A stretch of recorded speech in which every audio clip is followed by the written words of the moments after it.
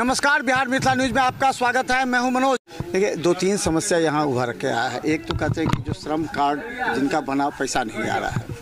Number एक, smart meter को लेकर के विपक्षी दल भी अभी पूरी तरह हंगामा मचा है। स्मार्ट मीटर से बहुत ज़्यादा पैसा आ रहा है, उसका भी आ रहा है बात। सर्वे को लेकर के आ रहा है, सरकार जो सर्वे करा रही है वो गलत है, कर्मचारी पैसे मांगते हैं, सब तरह की बात है।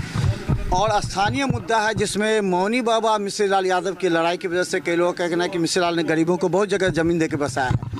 तो इस बार मुद्दा क्या प्रभावी रहेगा, जितनी समस्या हमने कहा क्या विधानसभा के लिए? देखिए, यहाँ जिन लोगों को मुद्दा नहीं मिलता है वह तो तरह तरह का मुद्दा खोजता ही रहता है। और अभी सरकार के पास व्यापक पैमाने पर विकास योजना चल रही है, विकास ही है, और उम्मीद करते हैं कि फिर एनडीए की ही सरकार बने। स्मार्ट मीटर पर दिक्कत है क्या, उस पर लोग कहते हैं आपको? स्मार्ट मीटर देखिए, भ्रम भी है और दिक्कत भी है। यदि व्यापक पैमाने पर कोई काम होती है तो दिक्कत होती ही है। तो स्मार्ट मीटर में कहीं कहीं टेक्निकल गड़बड़ी होगी।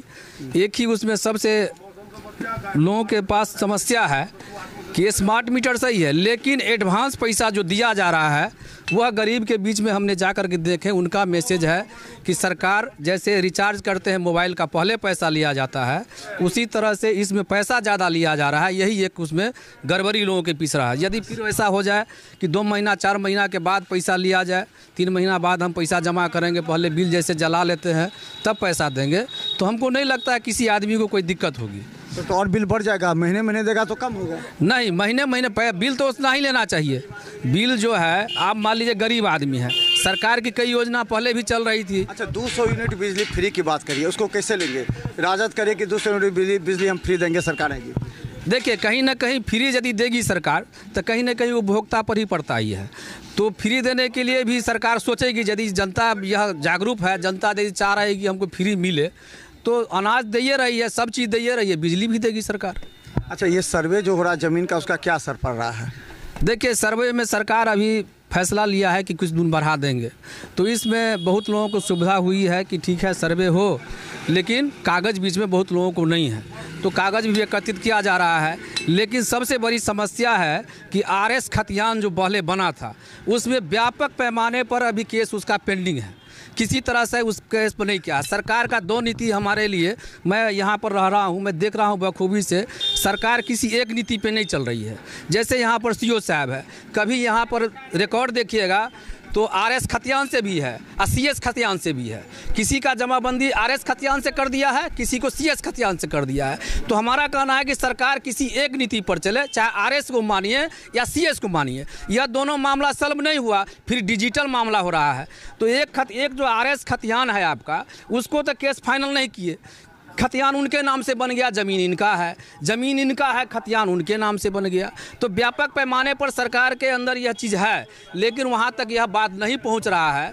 चाहे वह सीओ के अंदर के गड़बड़ी हो या राजस्व कर्मचारी के अंदर गड़बड़ी हो, तो पहले आरएस खतियान ये ठीक है, हाँ, सर्वे को सही मानते, अभी ठीक है, सर्वे सही है, लेकिन आरएस और सीएस खतियान के लेकर के हमारे केवटी में भी आई है, केवटी अंचल में यहाँ से रिपोर्ट मांगा जा रहा है कि बहुत सारा टाउन में है जो सीएस खतियान चल रही है, लेकिन केवटी में आपको आरएस खतियान चल रही है। लेकिन कहीं कहीं पर कह रहा है सीओ साहब, जहां उनको सुविधा लग रहा है तो वहां कह रहा है कि सीएस खतियान चलेगी। इसी खतियान के चक्कर में रैयाम से देख रहे हैं, यहाँ पे नपा के चला गया सीओ, क्या कहते हैं, नापता अमीन है ना, कर्मचारी, चूँकि छोटे तबका के लोग था, उनको आप बलि का बकरा बना दिए। गलती था स्थानीय सीओ साहब का, सीएस साहब उस पर देखे नहीं, ध्यान दिए नहीं।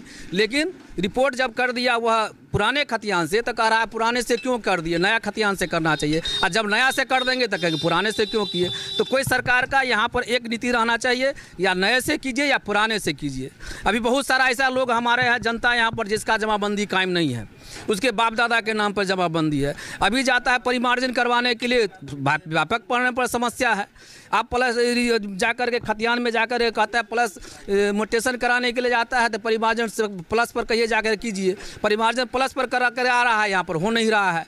तो यहाँ पर व्यापक पैमाने पर समस्या है, सुधार की आवश्यकता है। और सराहनीय काम यह है कि लोग जिस जमीन पर रह रहा है वह ज़मीन वास्तविक में इसी का है, इन्हीं के दखल कब्जा में है। और दखल कब्जा यह कर लिया ज़मीन उनका है, तो वह भी कागज़ दिखाएंगे कि मेरा ज़मीन है, तो व्यापक पैमाने पर जो गड़बड़ी है वह सही हो जाएगा। सरकार का बहुत ऐसा ज़मीन है जो लोग हैं, मान लीजिए ज़मींदार तबका के लोग हैं, वह सरकार के ज़मीन को कब्जा करके रखे हुआ है, तो वह सबसे मुक्ति मिलेगी। हमारे लालू नगर का बहुत सारा ऐसा भाई है जिसके पास ज़मीन है, रह रहा है, लेकिन पर्चा उसके पास नहीं है। सरकार रिपोर्ट कर रही है कि हम पर्चा सबको दे दिए, लेकिन व्यापक पैमाने पर यहाँ के लोगों को नहीं मिला है। जो माननीय मिसी लाल यादव जी कई बार इनका आवाज़ उठाया है। अब वास्तविक में मिसी लाल यादव जी की ही देन है कि कितने गरीब लोगों को यहाँ पर घर मिला है, और वह लालू जी के समय में ही लालू नगर यहाँ बनाया गया।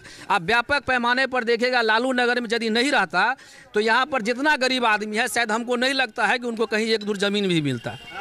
तो बात जो ज़मीन से जुड़ा लोग हैं उनको सहना भी पड़ता है, रहना भी पड़ता है। और केवटी का नेता है, केवटी के लोग हर समय उसका सराहनीय रखता है, चाहे किस भी पार्टी में रह करके भी पार्टी के अंदर वो लड़ाई करते रहे हर समय भी, क्योंकि इसलिए कि वह जनता के साथ है, वह नेता के साथ नहीं रहता है, वो जनता के साथ रहता है। इसीलिए उनका नाम भी कहता है गुदरी का लाल है, क्योंकि बहुत लोगों को चुभता है कि स्थानीय लोग हैं, यहाँ यदि एमएलए एमपी हो जाएगा तो हमको यहाँ पर फिर टपने नहीं देगा, आने नहीं देगा, इसका बहुत व्यापक असर होगा।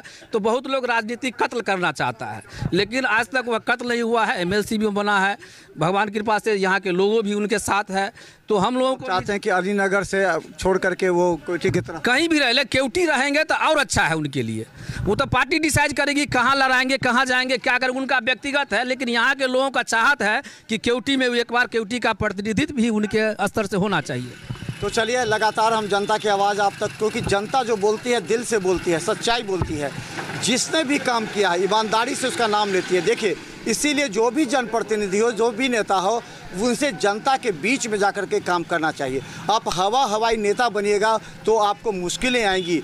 आप केवल चुनाव के समय आइएगा या किसी के शादी विवाह में ही आइएगा तो काम होगी, लेकिन जब जनता प्रीत होती है, अभी पर्चा चाहिए, अभी जनता सर्वे में परेशान है, उन लोगों को अभी स्मार्ट मीटर लेकर परेशानी है। अगर नेता साथ नहीं देगा तो आने वाले चुनाव में उसको जरूर नुकसान उठाना पड़ेगा। तो देखते रहिए बिहार मिसाल न्यूज़, यूट्यूब में भी सब्सक्राइब कीजिए। धन्यवाद।